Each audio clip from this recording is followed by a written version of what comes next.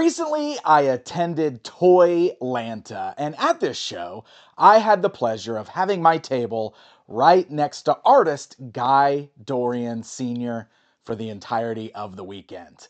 Now, if you're not familiar with Guy, he is an artist of over 30 years who has done a lot of work that you probably recognized.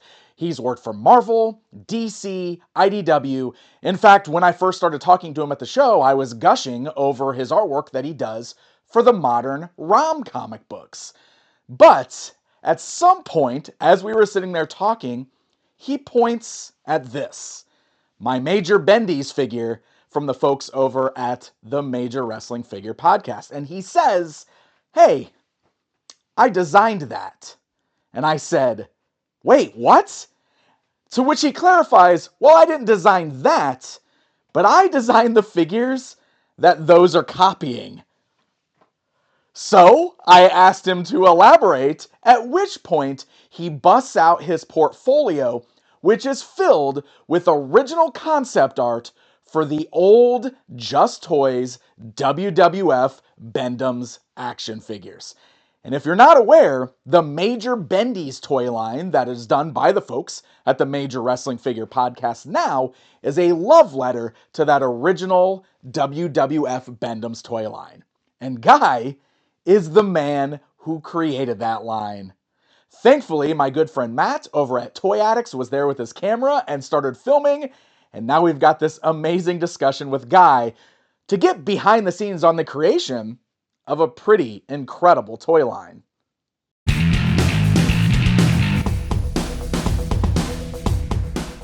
this is how they start as sketches.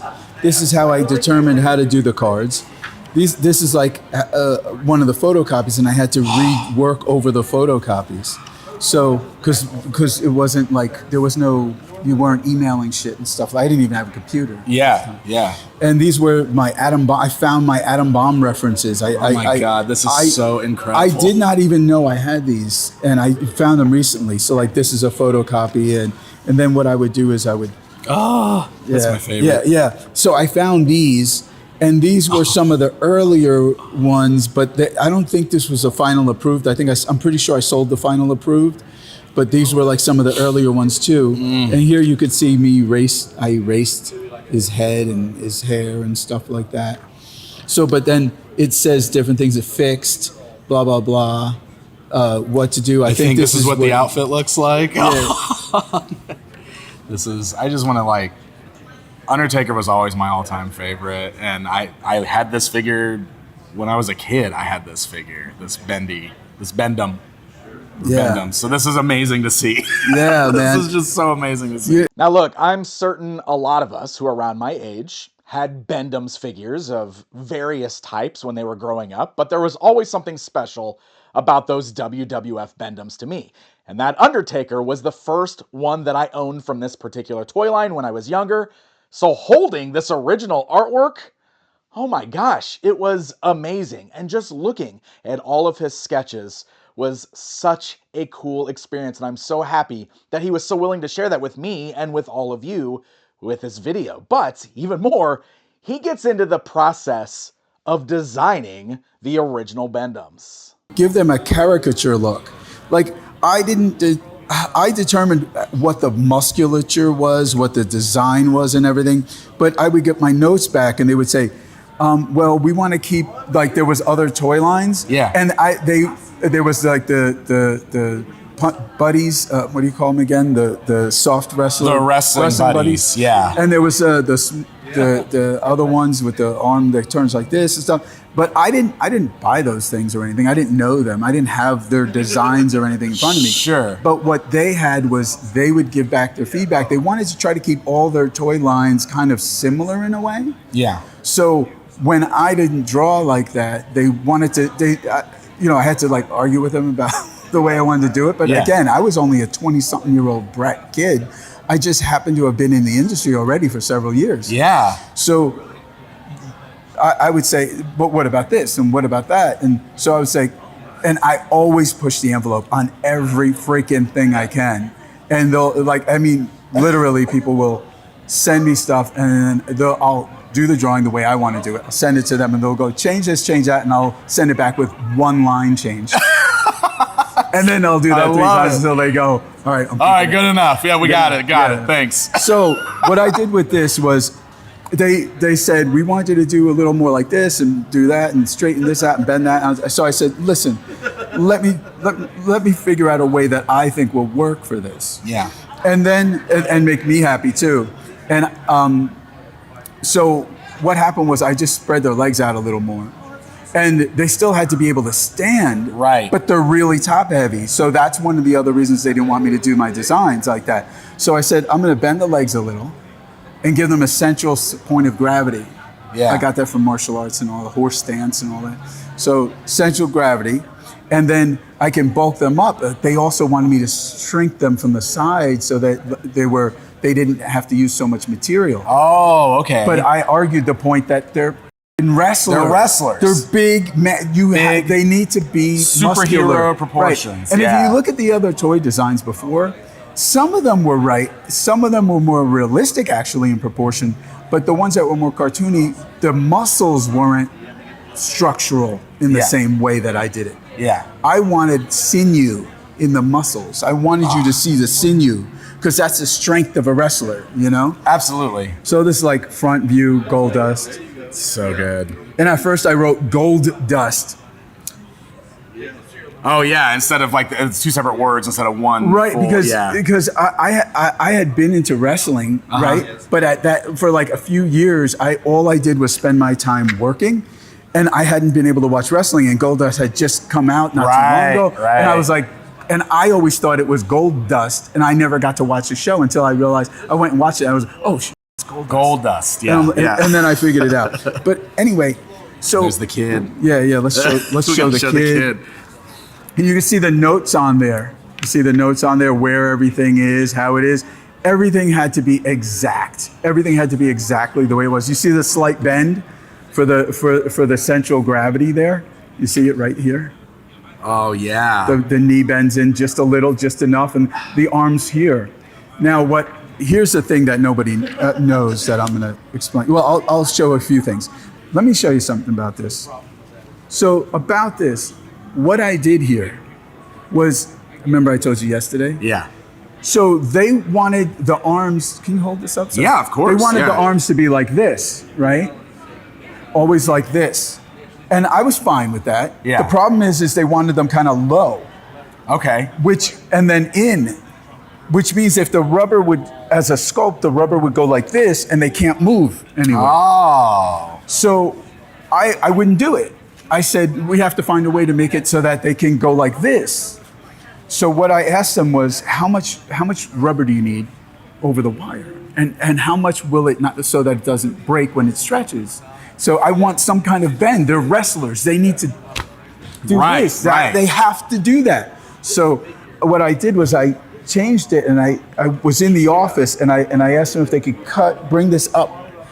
So when you look at the toys, you'll see the shoulders are up. Like this, and out instead of down and like this.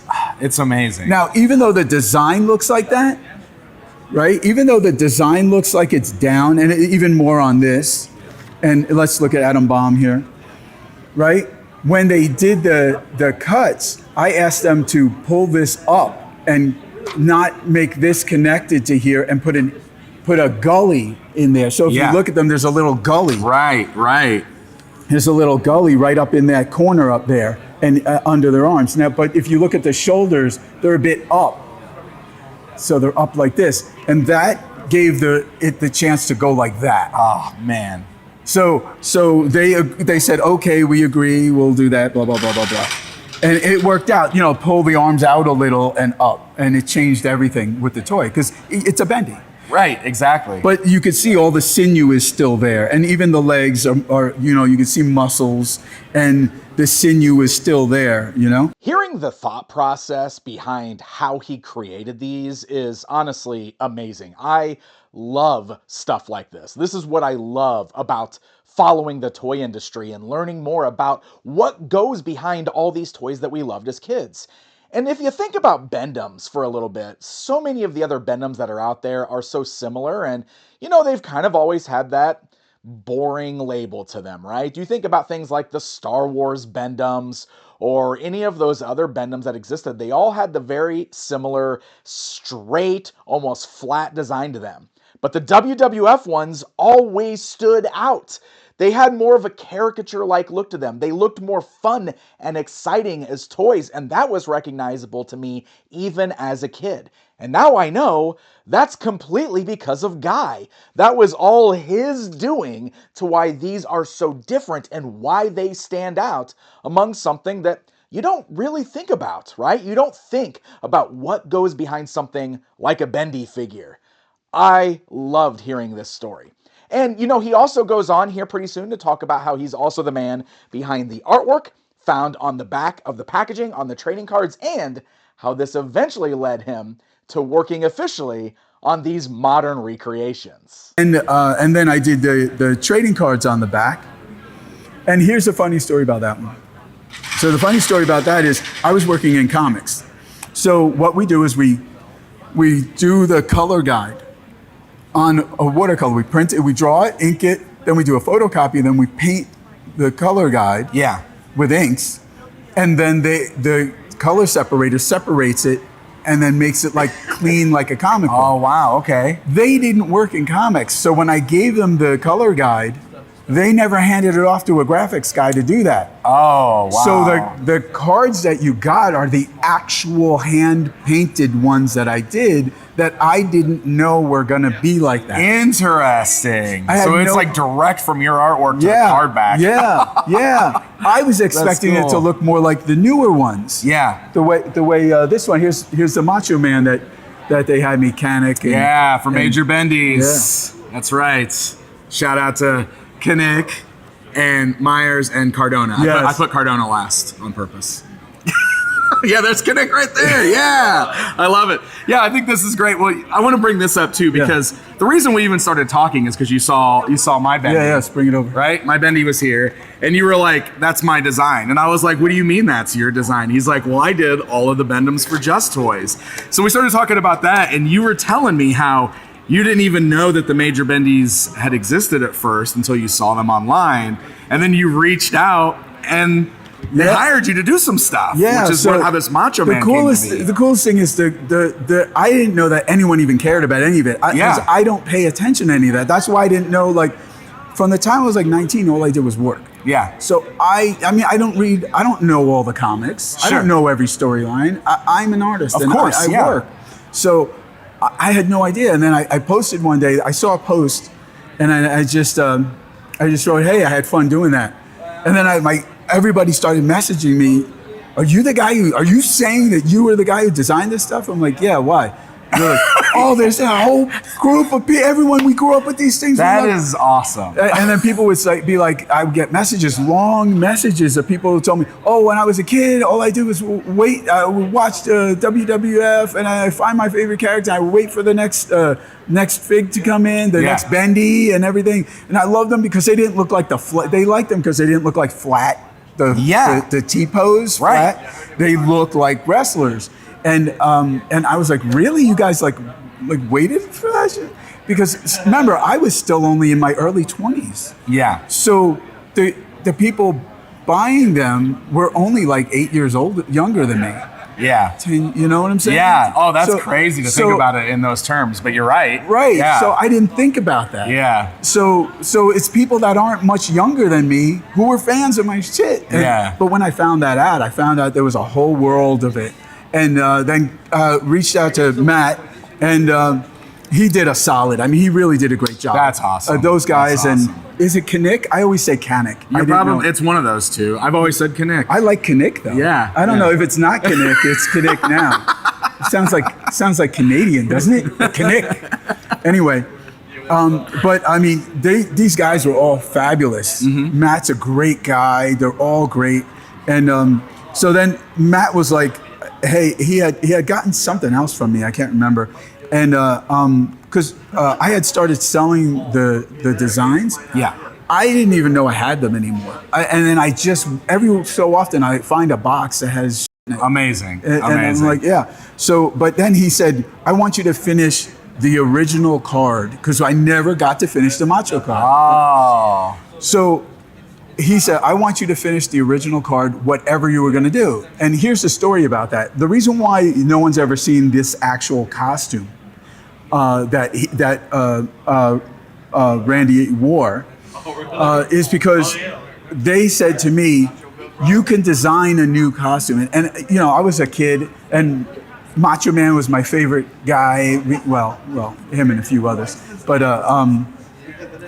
I said, can I design my own? I want to design a suit for him. Yeah. So they said, sure, go ahead. He That's doesn't care. amazing. Yeah. So I'm like, you know, brash of me to ask, but I was like, hey, I want to do that. So I asked Mattis, like, do you want me to do it to the costume that's going to be, you know, his outfit that's going to be on the thing, or what I was really going to do?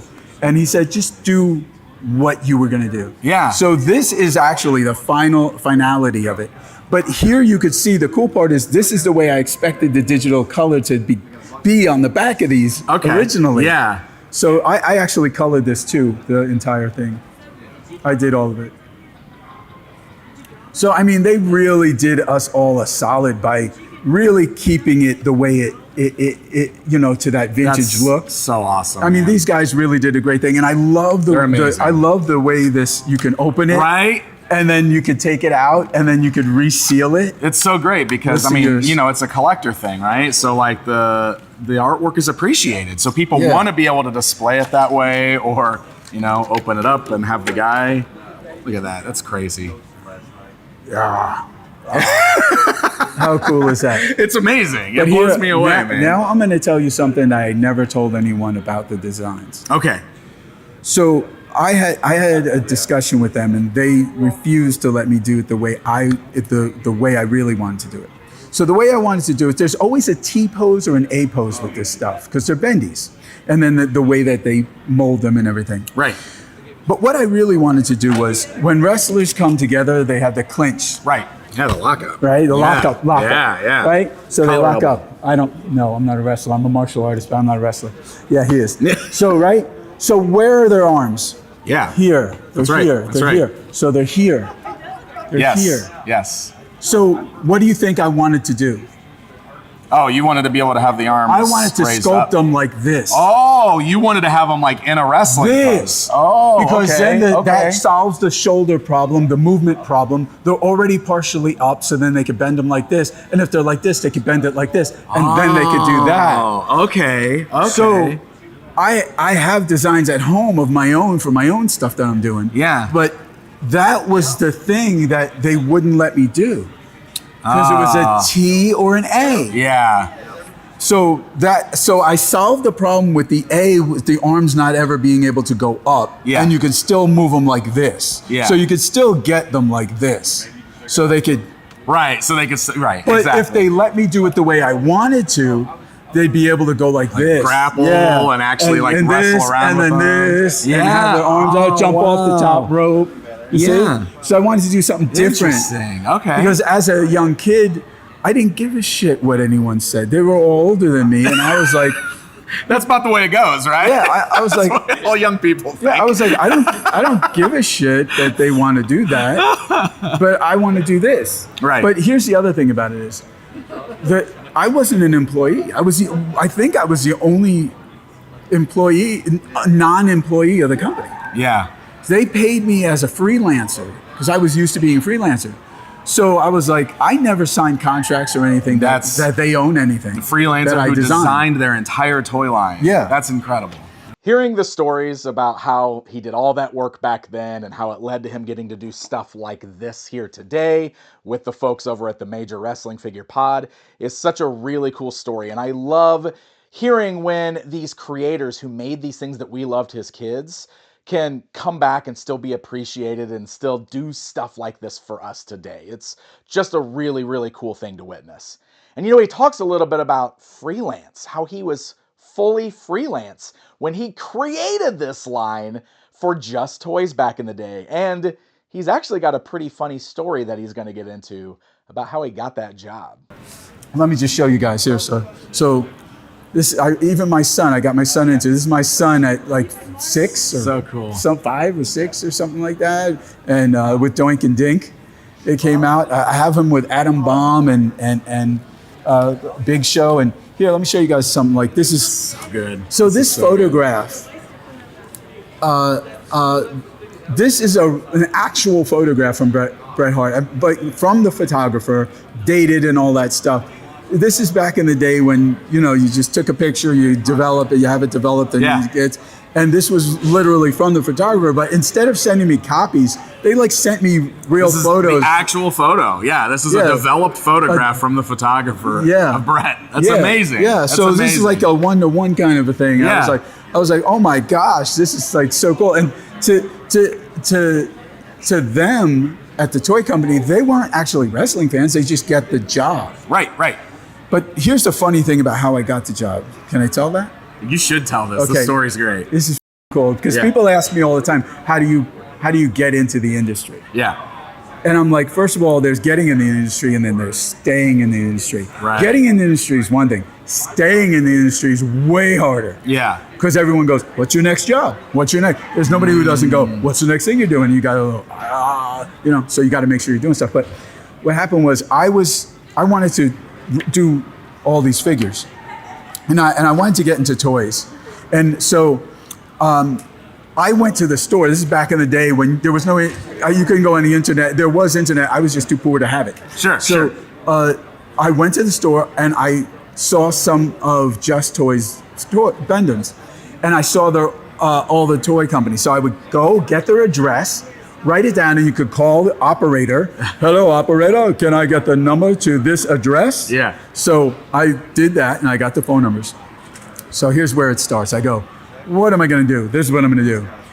So I call up and I say, hi, I'm Guy. How you doing? Immediately ask the person's name who answers. Yeah. It was a woman. So let's just say it was Joan. Yeah.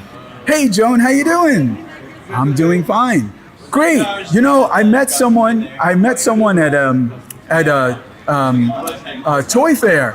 I lost his number. I don't have it, but I know he worked at your company. Do you, if you say a few names, I might remember which one it is. Bob, Joe, Jim. Yeah. Okay, so I write Bob, Joe, Jim. Yeah. Now I know their names. Yeah. So then I got Joan too. Yeah. So then I said, oh yeah, maybe it was Bob. Can you patch me to someone in the department?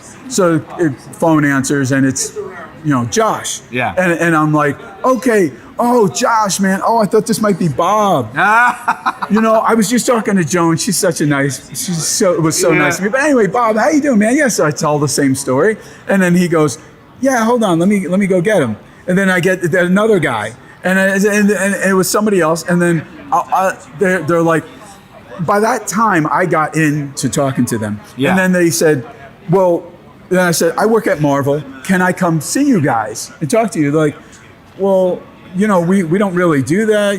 We have our own guys. We don't work out house. I'm like, well, you know what the funny thing is? I'm up there all week. Yeah. And I have to go by. You guys have to eat lunch. Why don't you let me come by during lunch? Just 2 minutes. I'll just show you some stuff and walk out. I'm right at Marvel. Yeah. It's right over there. So he's like, yeah, sure, why not? Yeah. So I make an appointment and I go up there.